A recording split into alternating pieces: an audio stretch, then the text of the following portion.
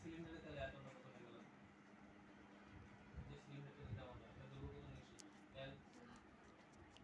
বুঝে গেছে এটা তাহলে ক্ষেত্রফল কত হবে ব্যাসার্ধ কত তাই না সিলিন্ডারটা পুরো সিলিন্ডারটা ওকে এই সিলিন্ডার আমার কথা বুঝা যাচ্ছে এই সিলিন্ডারের ক্ষেত্রফল কত হবে পাই আর স্কয়ার এই যে এটা ক্ষেত্রফল ইনটু যদি দূরত্ব উচ্চতা গুণ দিই তাহলে কি পাবো আয়তন পাবো তাহলে সিলিন্ডারের আয়তন কত পাই আর স্কয়ার ইনটু আর এই পাই সিগমা স্কয়ার ঠিক আছে তাহলে এটা হচ্ছে সিলিন্ডারের আয়তন তাহলে এই আয়তনের মধ্যে যতগুলো অণু আছে সবার সঙ্গে কি আমরা একক আয়তন অনুসারে n তাহলে এখন টোটাল এখানে আয়তন কত আয়তন হলো পাই সিগমা স্কয়ার তাহলে একক আয়তনের যদি সংখ্যা হয় n তাহলে এত আয়তন অনুসংখ্যা কি হবে n এর সঙ্গে গুণ হবে যে মোট অনুসংখ্যা কত হবে মোট অনুসংখ্যা আমার কথা কি বোঝা গেছে তাহলে আমরা বলতে পারি এই অণুটা মোট কতগুলো অনুসংখ্যা থাকতে হবে সেটা পাই সিগমা স্কয়ার n ইনটু কত n কারণ আমরা বলছি যে সিলিন্ডারটা আমরা এমন ভাবে লিখি যে এই ডিসটেন্সের মধ্যে যতগুলো অণু থাকবে সেগুলো এর এই আয়তনের মধ্যে টোটাল অনু সংখ্যা কত হবে টোটাল ঢাকাটা হচ্ছে মোট ঢাকার সংখ্যা কত মোট ডিসটেন্স এর সংখ্যা n এর আমরা কি বলছিলাম যে ল্যামডা ইকুয়ালস টু দৈর্ঘ্য কি l বাই n মোট ঢাকার সংখ্যা l ডিভাইডেড বাই মোট ঢাকার সংখ্যা পাই সিগমা স্কয়ার n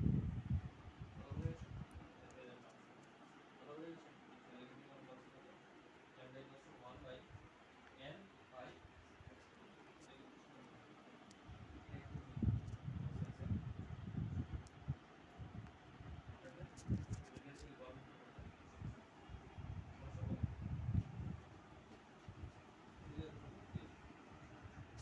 এখন এটাকে আরো অনেক গড়মুক্ত পথের সাথে আণবিক বিন্যাস এত একক আয়তন সংযোজিত বলা হয় গড়মুক্ত পথের সঙ্গে ব্যাসার্ধের সম্পর্ক ব্যাসের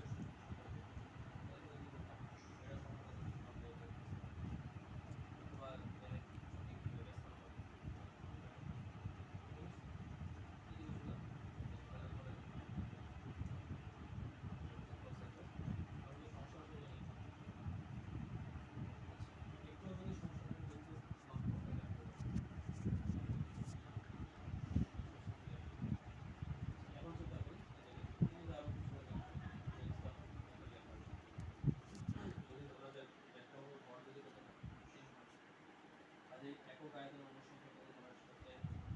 কাজেই একক আয়তন ভর তাহলে কত n সম্পর্ক অনুযায়ী থাকে ক্ষেত্রফল ভর m যখন হচ্ছে n তাহলে গ্যাসের ঘনত্ব কত তাহলে রোহিত কত আমাদের রোহিত 1 বাই আয়তন তাহলে আয়তন কত একক একক আয়তনে কি হতো একক আয়তনের অনুসংখ্যা কত n না বুঝেছেন তাহলে 1 মিটার কি হবে অনু আছে কত n প্রত্যেকটা অনুর ভর কত m তাহলে টোটাল অনুর ভর কত nm ডিভাইডেড বাই 1 তাহলে এটাই কি ঘনত্ব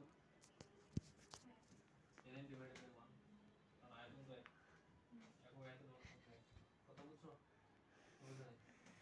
এই তো এখান থেকে তুমি চাইলে এখন ওই সূত্রের মধ্যে তুমি হচ্ছে ঘনত্ব নিয়ে আসতে পারো কিভাবে দেখো ল্যামডা ইকুয়ালস আমরা জানি কি 1 by n pi sigma square জানি কি না এই আমরা কি নিয়ে আসতে যাচ্ছি ঘনত্ব নিয়ে আসার জন্য আমরা কি করলাম উপর নিচে হচ্ছে n দ্বারা মাল্টিপ্লাই করলাম হ্যাঁ n দ্বারা যদি গুণ করি তাহলে এখানে কি হবে mn হয়ে যাবে into pi into sigma square তাহলে mn কি লিখতে পারি n rho pi sigma square লেখা যায় কি জানো এটা একটু সূত্র তাহলে আমরা বলতে পারি এই প্রসেসের এটা গড়মুক্ত সঙ্গে ঘনত্বের সম্পর্ক কি ব্যস্তানুপাত ঘনত্ব যত বাড়বে তত কি হবে গড়মুক্ত পথ কমবে এটা তুমি নিজেই চিন্তা করো তো একটা গ্যাসের যদি ঘনত্ব যদি বাড়ে তাহলে অণুগুলা কি হবে বেশি কাছাকাছি থাকবে না তাহলে ধাক্কার মধ্যবর্তী ডিসটেন্স কি কমে যাবে কিনা আমার কথাই বোঝা গেছে তুমি এই জিনিসটাই বলছো মেইনলি বোঝা যায় সমস্যা এটা পরীক্ষা কোশ্চেন আসে যে গড়মুক্ত পথ কি ঘনত্বের সঙ্গে সম্পর্কিত